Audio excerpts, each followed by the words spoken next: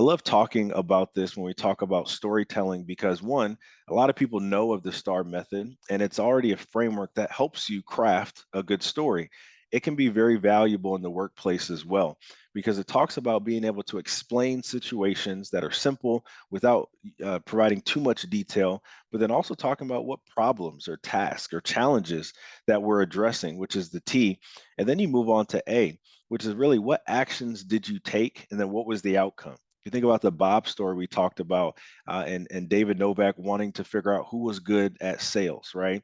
Where it took place, the location. Those are some of the basic information around the S. But then what was the task? I want to figure out how we can grow sales. I want to figure out who's already doing this well. So therefore, I'm going to ask people who are closest to that work for recommendations.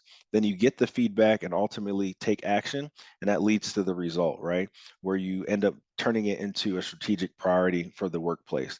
So, how can you leverage the STAR method in your workplace to just foster a culture of storytelling?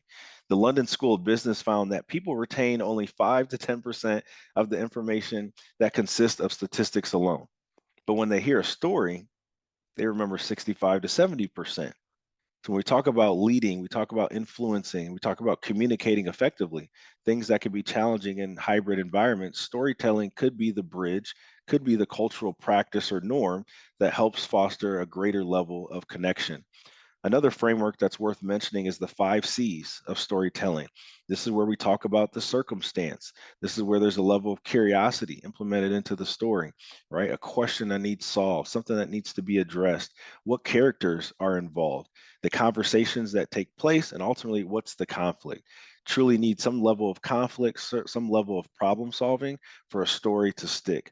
And again, you all will get these slides, so no need to have to try to take down notes super quickly, but it's important to understand that there's power in storytelling, right? And when you combine that with statistics, it's a very influential way to communicate.